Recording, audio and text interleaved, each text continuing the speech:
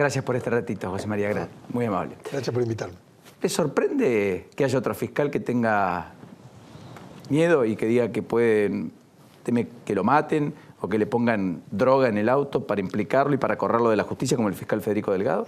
La verdad que yo tengo un muy buen concepto del fiscal Delgado. Creo que es un fiscal valiente, que se esfuerza mucho, que hace muy bien su trabajo.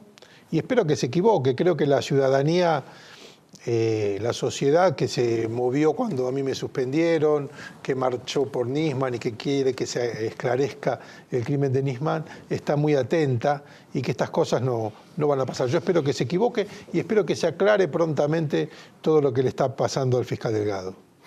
¿Le sorprendió la foto de Menem Cavallo 26 años después de aquella investigación que usted mismo empezó? Y la verdad que me da un poco de vergüenza porque Más realmente... de un cuarto de siglo. Sí, es mucho tiempo.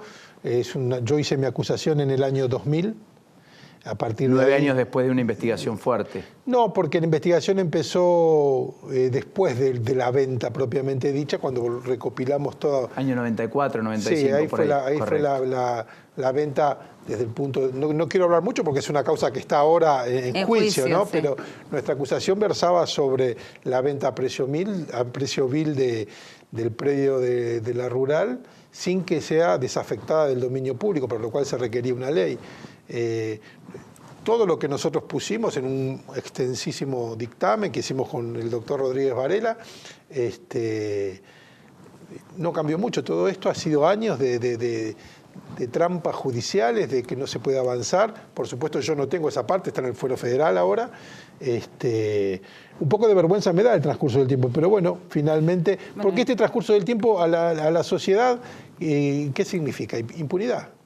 Que los poderosos, es muy difícil llevar a los poderosos a juicio. Es lo mismo que pasa con la causa Tandanor, que también está en juicio oral hoy en día y fue del 90 y eso a mí como miembro del Poder Judicial, del Ministerio Público Fiscal, me da cierta vergüenza, porque lo que necesita la sociedad es ver los juicios rápido, en un tiempo razonable, y un cuarto de siglo es mucho.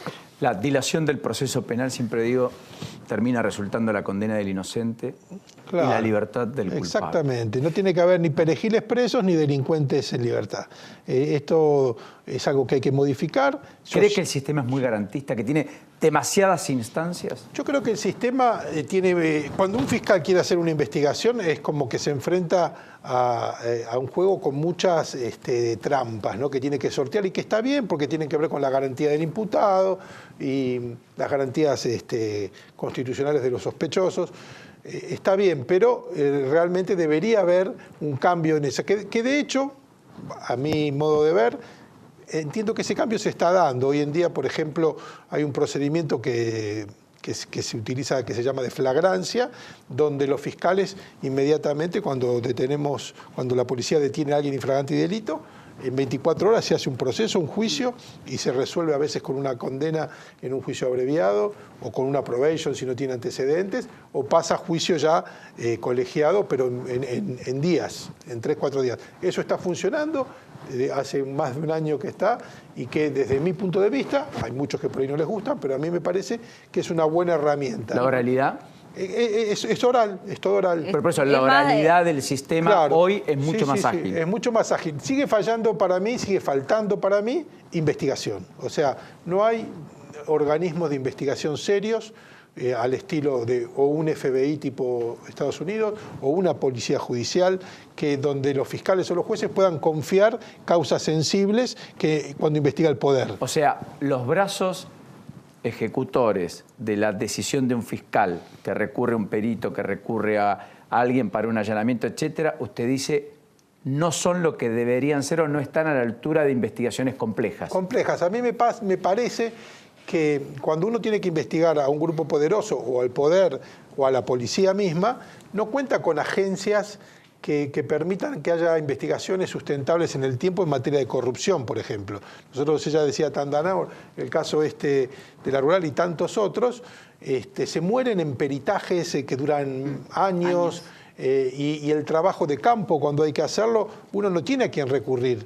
Recuerden que cuando el juez Bonadío tuvo que allanar en el sur, utilizó a la Policía Metropolitana de la ciudad. ¿Por qué? Porque no confiaba en aquel momento en que la Policía Federal no le iba a vender el procedimiento. Hablando de Entonces, falta, hay herramientas que faltan. Y lo que yo veo... Es gravísimo, porque usted está diciendo que la política se cubre a sí misma, que el poder se cubre a sí mismo, que el poder es toda esa trama tan compleja de información que al fiscal lo deja casi desnudo frente a toda esa situación. Claro, el reclamo del fiscal Delgado es un reclamo que la sociedad escucha y no le llama mucho la atención. O sea, un fiscal que está tratando de hacer algo en una causa como Odebrecht, que en toda Sudamérica ha dado muy buenos frutos, presidentes presos, empresarios presos. Bueno, acá parecería que está siendo inconveniente para algunos y están tratando de amedrentarlo. Yo no creo que se amedrente, los fiscales tenemos que estar acostumbrados que estas son las reglas del juego cuando uno investiga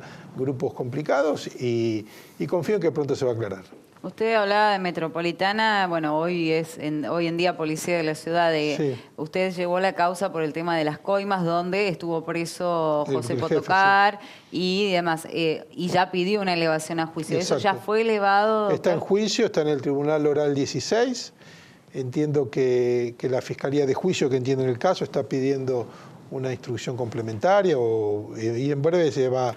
Hace poco se logró la detención de Villarreal, que era el comisario que estuvo prófugo más de un año, lo cual tiene que ver con lo otro que hablábamos, como que es muy raro que un comisario pueda estar tanto tiempo prófugo sin que la propia agencia policial lo atrape. Terminó entregándose él solo, después que hubo unos simultáneos allanamientos pedidos por la Fiscalía. ¿Eso es un agravante cuando se eleva a juicio? No cuando se le va a juicio, sí puede ser un agravante en el momento en que uno pide una excarcelación, el tiempo que está prófugo. Está bien, pero no hay costo procesal para aquella persona. No, sacando la preventiva, vos vas a juicio, te condenan por un delito, pero tú estuviste prófugo 5 años. Sí, la conducta debería ser una condena y qué sé yo. Durante el proceso se mesura en el momento de aplicarle la pena. Quiero ponerlo en el absurdo. Va a ser efectivo la prisión de él una vez que sale la condena también. O sea, acá el término jurídico, mira, alguien se roba 10 millones de dólares. Pacta, paga, los resorte y le dice, mire, yo no quiero estar... Se mantiene prófugo 10 años, se cambia la identidad, todo. La vive. Cuando le quedaron $10 se entrega. Total, ya la vivió. ¿Sí? ¿Y eso no es un agravante? Sí, debería ser un agravante en las pautas donde se mide qué pena se le va a aplicar, la conducta del procesado después del hecho y la miden los jueces al bajar el martillo. Ahora, doctor, usted también tiene la causa por abusos en el club River Plate, ¿no? Sí. ¿Esa causa en qué está? Porque parecía que en un momento el tema abusos fue pantalla, Independiente, sí. River y demás clubes, y ahora se fumó, ¿no? Se habló como de una similitud de lo que acontecía en Independiente, pero son dos casos totalmente distintos. El caso de River son hechos que de haber ocurrieron hace muchos años, algunos más de 10 años, que las personas que pudieron haber sido víctimas hoy son mayores y por lo tanto ellos tienen que instar la acción penal, porque si no el Estado no se puede meter en una investigación de abuso o de violación o de ese tipo de delitos. Entonces se requiere que la persona ofendida inste la acción penal y la causa nosotros estamos recopilando toda la información para que cuando venga alguno a instar la acción penal tener la prueba necesaria. Pero son casos distintos a los que, por lo que uno ve por los medios, ocurría en Independiente. Perdón, ¿está instada la acción penal? No está, no hubo uno.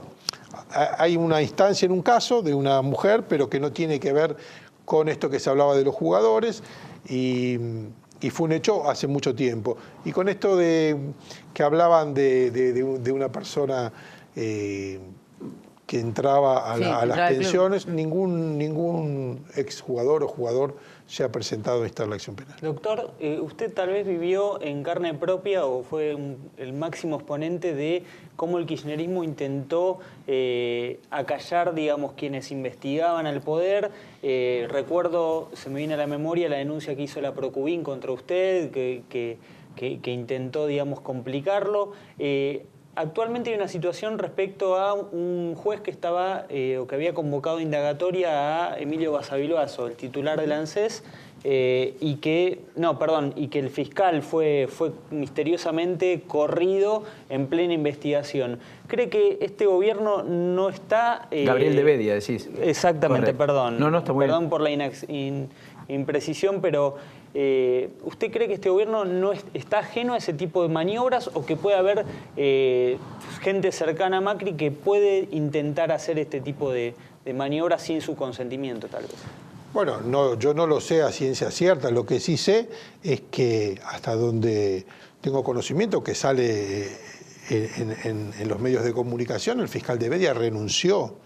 Él renunció y tengo entendido que incluso él sugiere quién lo va a suceder, una persona de su entorno. Estaba en la UFI del PAMI. Claro. Sí, así que yo no sé si las cosas son tan Son así así, como pero se no dice. lo sé. Puede ser que pasen esas cosas. A mí me da la sensación que no, porque él al renunciar es un acto de su propia voluntad. Pero sacando y al poner a un reemplazante de su entorno, me parecería que él puede seguir estando controlando lo que pasa. A mí me parece que eso hoy no pasa. A mí Sacando me eso, yo no creo pasa, que no. claro. Yo las investigaciones que tuve, como por la eso. de Potocar y alguna otra, incluso las investigaciones del fiscal Delgado, que comprometían al presidente o que se hablaba del presidente, en ningún momento nadie salió a decir que el fiscal Delgado era un golpista. Claro. Ni hubo una campaña mediática, como pasó en mi caso, por ejemplo, que en pleno mundial pasaban las denuncias que había en mi contra en el entretiempo de Argentina, Sí, sí. o sea, en la televisión pública.